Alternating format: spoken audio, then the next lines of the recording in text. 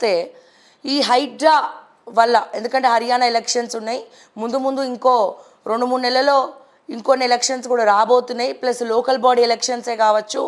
ప్రజలలో ఈ హైడ్రా, ముఖ్యంగా మూసీ బాధితులు ఎవరైతే ఉన్నారో, మూసీ నది పరిసర ప్రాంతాలు ఎవరైతే ఉన్నారో, సో ముఖ్యంగా వీళ్ళందరూ కూడా తీవ్ర వ్యతిరేకత రావడం జరిగింది. ఇది కేవలం హైదరాబాద్ మూసీ నది మాత్రమే కాదు, తెలంగాణ రాష్ట్ర వ్యాప్తంగా, భారతదేశ వ్యాప్తంగా చర్చనీయాంశంగా మారినటువంటి అంశం. తద్వారా అక్కడ ఉన్నటువంటి ఢిల్లీ పెద్దలకు, వేరే రాష్ట్రాల్లో ఎలక్షన్స్కి కావచ్చు, లేకపోతే ముందు జరగబోయే మన రాష్ట్రంలోకి సంబంధించినటువంటి ఎలక్షన్స్ కావచ్చు, వీటన్నిటిని కూడా దృష్టిలో పెట్టుకొని ఈ హైడ్రాని ప్రస్తుతానికి కూలగొట్టడాలు, ఇవన్నీ కూడా పడగొట్టడాలు ఆపడం జరిగింది. సో బ్రేక్ ఇవ్వడం జరిగింది ఆర్డినెన్స్ వచ్చినప్పటికి కూడా. అండ్ అదే రకంగా ఈ మూసీ నది ప్రక్షాళన అన్నారు.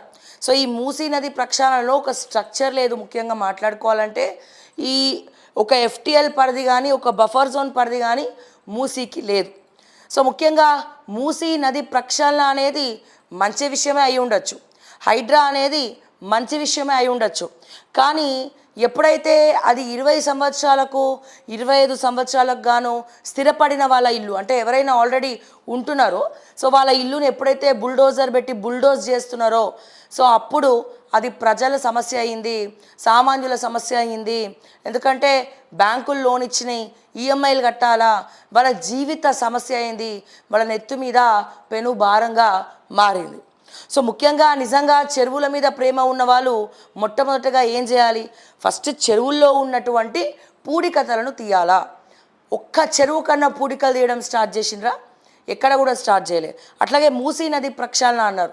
సో ముందుగా మూసీ నది ఎక్కడైతే కబ్జా చేయకుండా ఉందో, ఆ మూసీ నది ఉన్నటువంటి ఏరియాలో మీరు ఇంకా పూడికలే తీయలేదు. సో ఫస్ట్ పూడికలు తీస్తూ ఇమీడియట్గా వీళ్ళకి ముందు వేరే దగ్గర ఒక 100 గజాలు 200 గజాల స్థలాన్ని కేటాయిస్తూ అక్కడ ఇల్లు కట్టుకోవడానికి ప్రభుత్వం తరపున కంపెన్సేషన్ ఇస్తూ వాళ్ళని కన్విన్స్ చేస్తే ఒక అర్థం ఉంటుంది. మేము ఇచ్చే డబుల్ బెడ్రూము మీరు అందులోనే ఉండాలి, అందులోనే పండాలి, అందులోనే అన్నీ చేయాలి అంటే ఇది అస్సలు కాని పని అని నేను మరొక్కసారి ఈ సందర్భంగా తెలియజేస్తూ, సో 3 నెలల పాటు అయితే ప్రస్తుతానికి బ్రేక్ ఇచ్చినారు. మరి ఎందుకు ఇచ్చినారు ఏంది అంటే, ముఖ్యంగా తీవ్రమైనటువంటి వ్యతిరేకత దీని పట్ల రావడం, ప్రజలలో చర్చనీయాంశం అవ్వడం, ప్రతి ఒక్కరు కూడా భయంగా, ఎందుకంటే సగం హైదరాబాద్ మొత్తం కూడా ఈ బఫర్ జోన్లో కట్టినవే, సగానికి పైగా.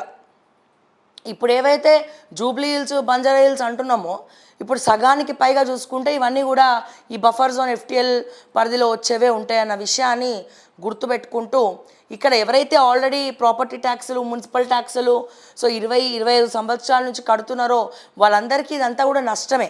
సో ఏం చేయాలా, నిజంగా నీతిగా నిజాయితీగా మీరు ప్రక్షాళన చేయాలనుకుంటే ముందుగా చేయాల్సింది ఏంటంటే, ఎవరైతే ఐఏఎస్లు దీనికి కారణమో, ఏ రెరా హెచ్ఎండిఏ అయితే పర్మిషన్లు ఇవ్వడానికి కారణమైనరో, ఏ ఎంఆర్ఓలు అయితే కారణమైనరో, ఏ మున్సిపల్ కమిషనర్లు అయితే కారణమైనరో, ఏ సబ్ రిజిస్టర్లు అయితే రిజిస్ట్రేషన్స్ చేసినారో, ముందుగా వాళ్ళని సస్పెండ్ చేసి రేవంత్ రెడ్డి గారు ఆయన నిజాయితీని, నిజంగా ప్రజల కోసమే చేస్తే ముందుగా ఈ ప్రక్షాళన అనేది అక్కడి నుంచి మొదలవ్వాలి.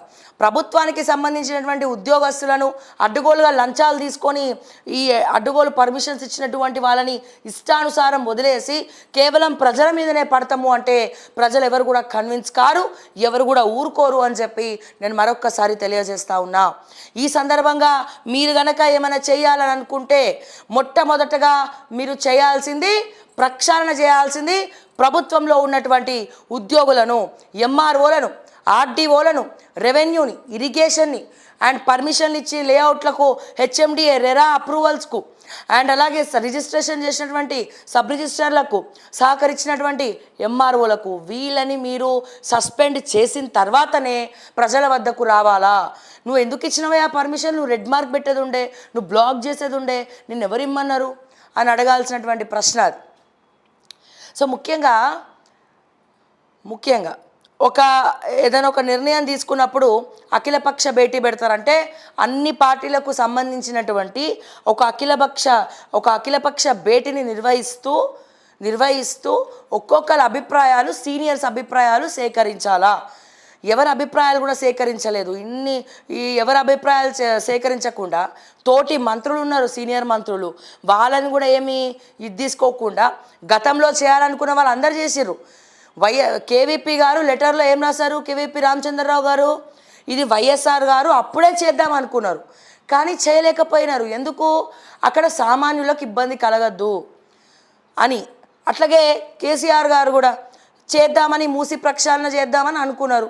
ఆల్రెడీ కొంత ఫండింగ్ పెట్టినారు కానీ ఎంతవరకు అయింది ఏందనేది పక్కన పెడితే, సో అందరి ఇల్లులు కూడా బుల్డోజ్ అయితే అందరివి కూడా కుల్లగొడతామని చెప్పి ఆయన మాట్లాడినటువంటి వార్తలు కూడా ఉన్నాయి. కానీ చేయలేదే. కబ్జాలు చేసిండ్రా ఏం చేసినా అని పక్కన పెడితే అది చేయలేదే. సో ఎందుకు?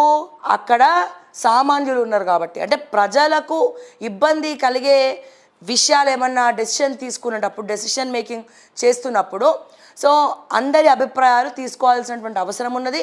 ముఖ్యంగా ప్రజలు మద్దతు ఇస్తున్నారా లేదా, దీనికి ప్రజలు మద్దతు తెలుపుతున్నారా లేదా అని తెలుసుకోవాల్సినటువంటి అవసరం ముఖ్యమంత్రిగా రేవంత్ రెడ్డి గారికి ఉంది అన్న విషయాన్ని గుర్తు చేస్తున్నాను మరొక్కసారి. అండ్ అదే రకంగా